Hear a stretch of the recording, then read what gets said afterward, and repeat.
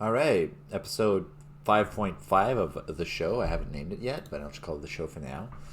Basically, filling in everything I didn't have time to talk about with Michael last time. There's actually quite a lot. We have a notepad every week, and this week we touched none of it almost. We touched like 2-3 points. Just the GameStop thing is too good. Anyway, we'll start with it right. I'm trying to make this succinct and quick. So we'll try to keep it under 10 minutes. I don't think I'll succeed. First, Backlash as Holocaust Museum features George Floyd exhibit.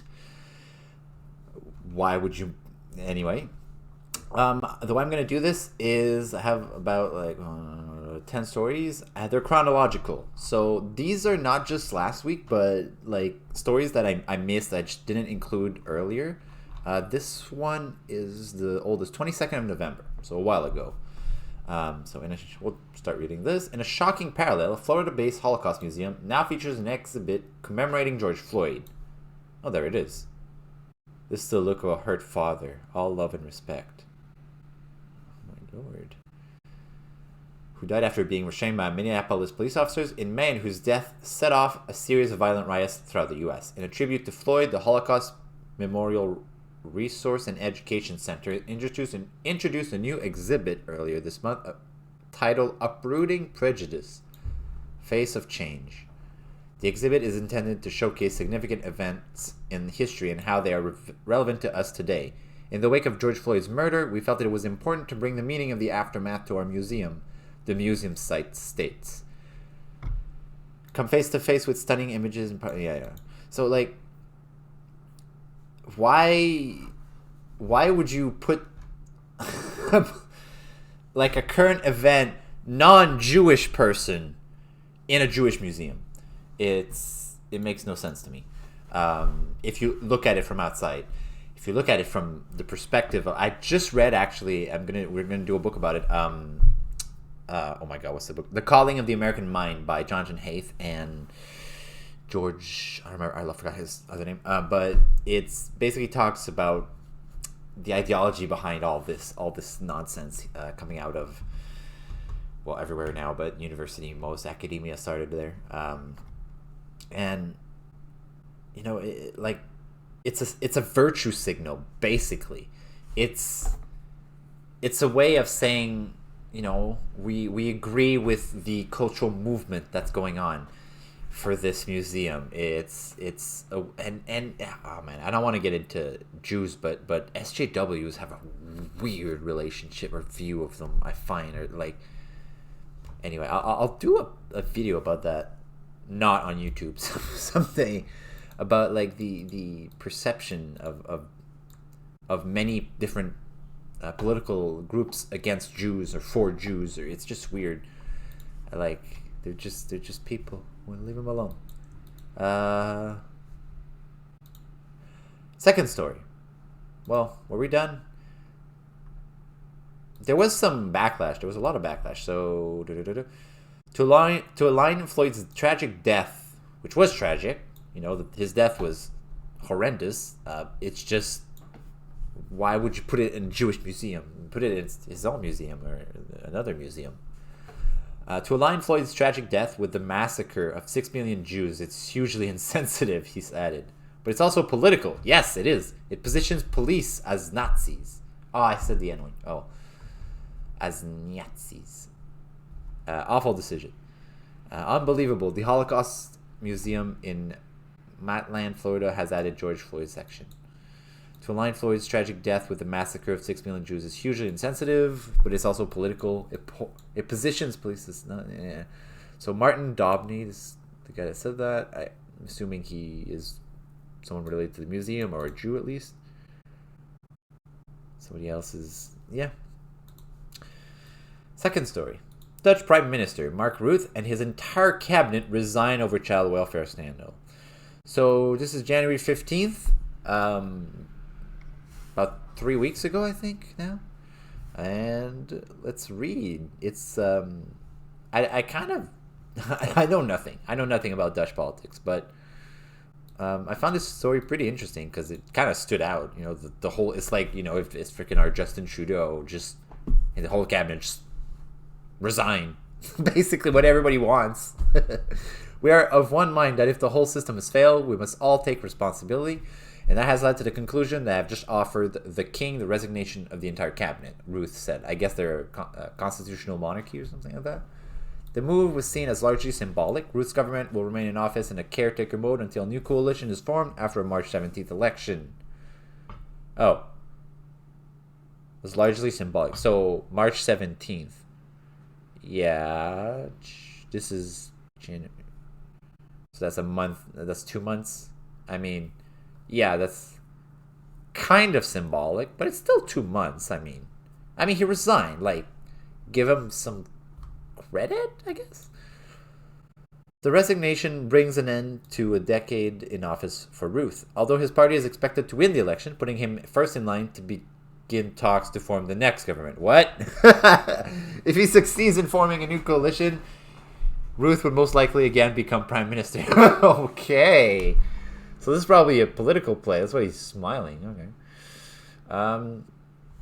The Netherlands, the third European country thrown into political uncertainty this week in the midst of the coronavirus. The coup. I shouldn't say that either. In Estonia, the government resigned over a corruption scandal. While Italian Premier Giuseppe Conte's governing coalition is at risk of collapse after a small partner party withdrew its support. So the corona is affecting a lot of people in Europe.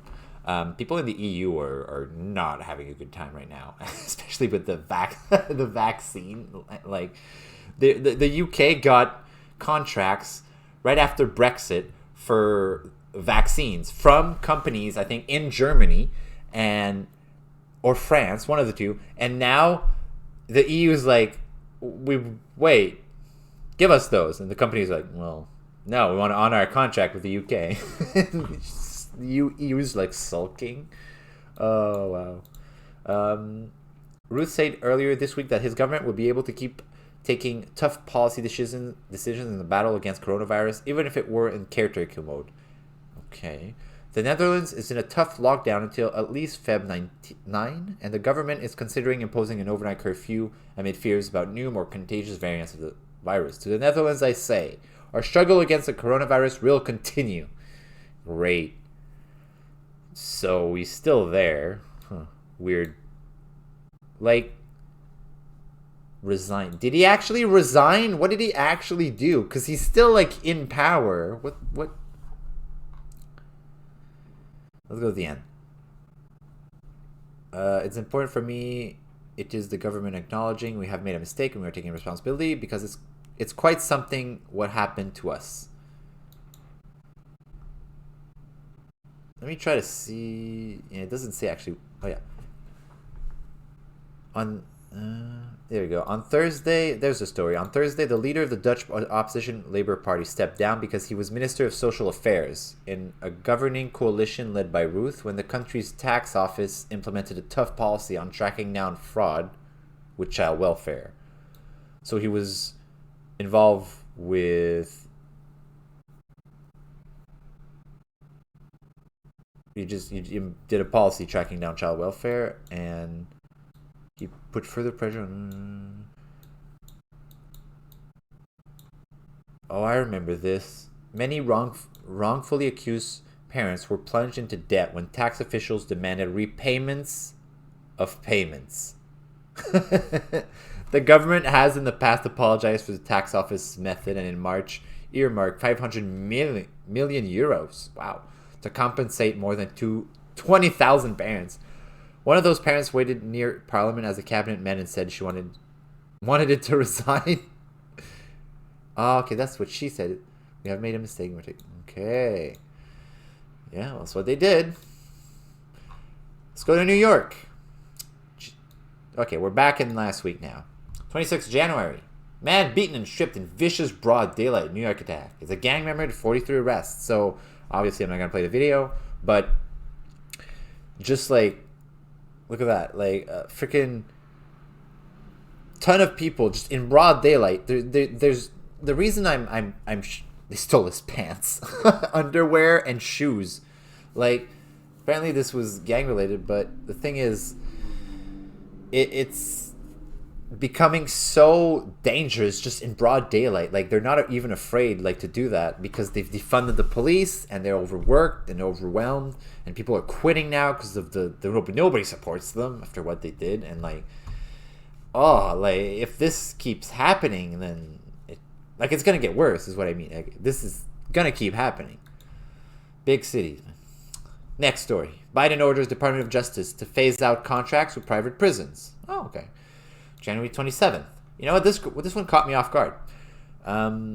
If, this is CBS News, so I don't know if this is the true story, but we'll see. President Joe Biden on Tuesday ordered the Department of Justice to end its reliance on private prisons to acknowledge the central role government has played in implementing discriminatory housing policies. In remarks before signing the orders, Mr. Biden said the U.S. government needs to change its whole approach on the issue of racial equity. He added that the nation is less prosperous and secure because of the scourge of systemic racism. You must blah, blah, blah, blah. Did he say anything? What actually happened? The order to end the reliance on privately run prisons directs the Attorney General not to renew the Justice Department's contracts with privately operated criminal detention facilities. Okay, so he's going to end the private contracts. I agree. As long as the inmates are used for, they're not used for like cheap labor or anything stupid. Let's see, anything abusive. The move will effectively revert the Justice Department to the same posture it held at the end of the Obama administration. I'm not sure about that. Anyway, this is the first step to stop corporations from profiting off of incarceration. I'm pretty sure there were private prisons in Obama administration. What is that? Mr. Biden rose to the presidency during year... Yes. The new orders will recommit the federal government to respect tribal sovereignty and disavow discrimination against the Asian American and Pacific Islander community over the coronavirus pandemic. New orders will recommit to respect. Those are empty words as far as I'm concerned. Recommit to respecting of people, okay? The more than 14,000 federal inmates housed at privately managed facilities represent a fraction of nearly 152,000 federal inmates. Still, get them out of there. No private prisons. You know what? It's surprising, but I agree with him. This is good. No private prisons. So I guess this is the orders he signed. Without a mask, I might add. Let's see. Outlined his racial equity and signed 4 executive orders of the White House on Tuesday. On Tuesday, January 26th. Must have been a bit before.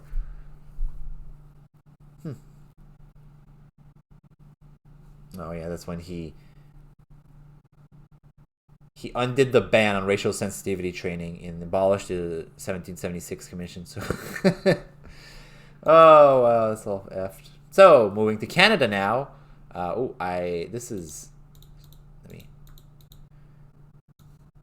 Never mind. We're supposed to follow. This one's for later. Canada's for later. Yeah. January 29th.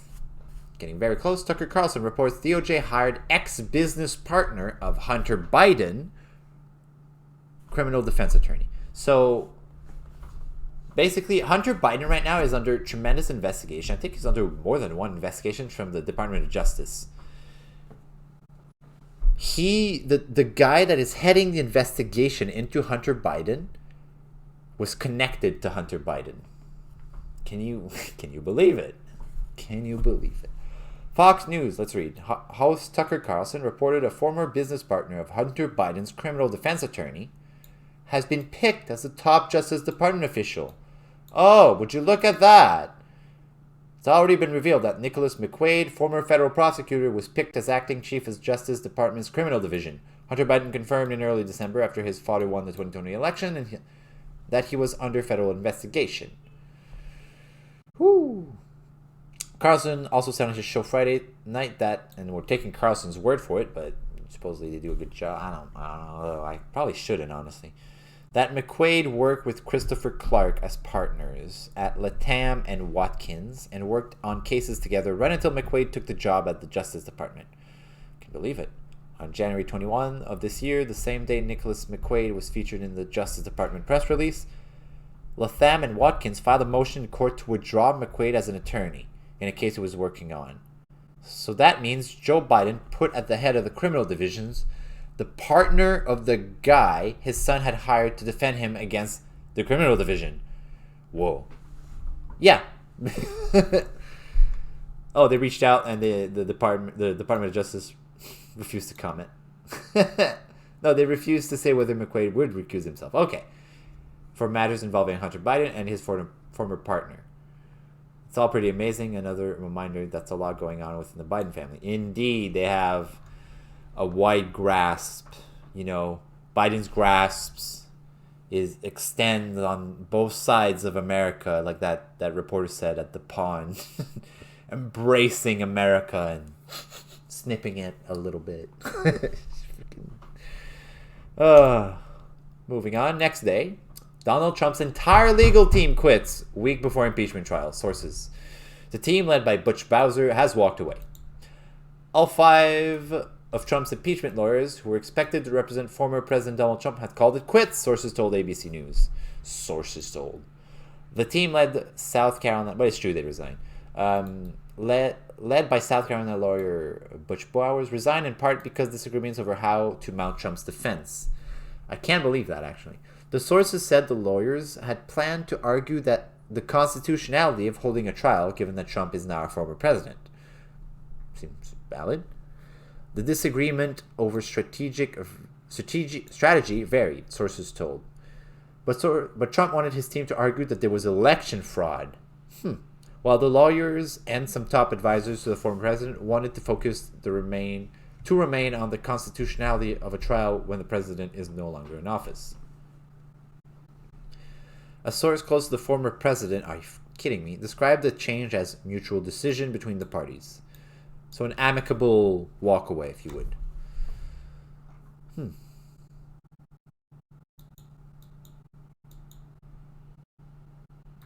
And I think his new legal team's already been picked. Well, maybe we'll look at that later. What is this? And we went back in time 2 days. The San Francisco School District's renaming debacle, so we're in San Francisco, California now, has been a historic travesty. So what did the school district rename decision do exactly? These are complex times. Even the question, how are you, is complex. What? But this is not complex. In a 6-1 vote late Tuesday, the San Francisco Board of Education decided that it's okay to name a school after Willie Brown or Philip Burton, but not Abraham Lincoln. One day, I hate these. One day after and vote to defrock Lincoln and 43 other namesakes, including George Washington, Paul Revere, and even El Dorado and the Mission. Parents of the public school children received an email from the district with the anodyne and innocuous subject line, considerations and preparing for in-person learning. Tucked away into the third paragraph of the email's third section was this casual declaration. It is unlikely that we'll be able to offer most middle and high school students the opportunity for in-person learning this year. just hide that in there. Just, tuck it in. Don't let anybody see that. This was a frustrating moment, not just because the San Francisco students sitting behind you may be sitting in that chair for a year and a half when all is said and done, if not more. What's more frustrating is the renaming process, which could have been inclusive and illuminating and fostered a discussion about community values and representation and led to a lot of growth and understanding and consensus. Instead, it became an insular process beset by ignorance and incompetence. As usual, administrators. Little cliques. And yet, our Board of Education chose to ratify each and every finding from the renaming committee, and even when historical errors and methodological recklessness was known. They freaking use Wikipedia. This remarkably flawed process, combined with the relative expediency the district has demonstrated in moving to change some 1/3 of its schools' names, stand in stark contrast to the sclerotic nature of nearly every other SFUSD-related matter. So they're quick for this, but they're slow for everything else. Sounds like a government to me. It's a hell of a message to send to the parents and students of Remote School 1, Remote School 2, and so on. Oh, wow, you can feel the life coming there. Oh, it's almost 20 minutes. Jesus. Um, let's see. They link directly to the so there's that.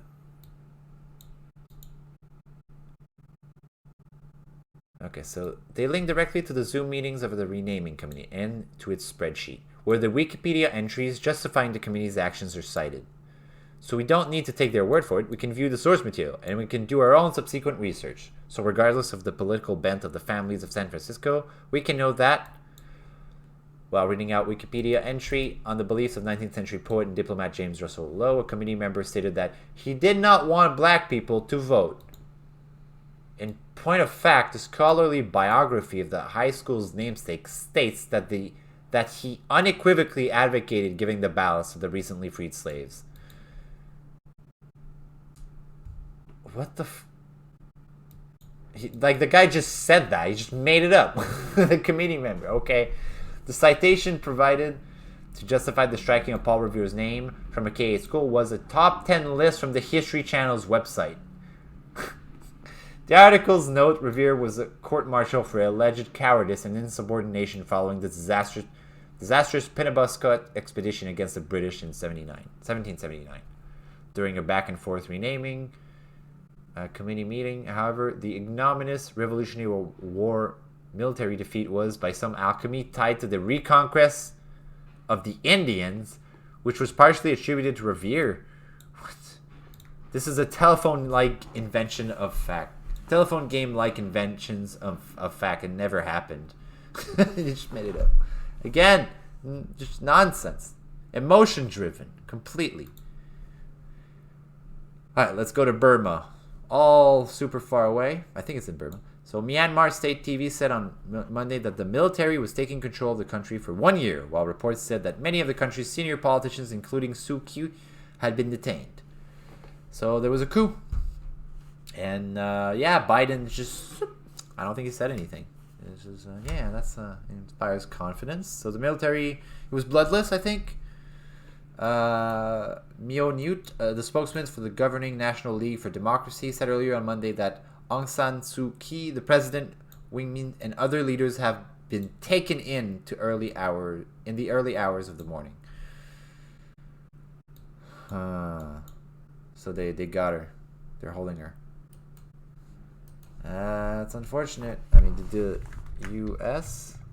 There we go. We call on the Burmese military leaders to release all government officials and civil society and respect the will of the people of Burma. Blah, blah, blah. So they said something interesting.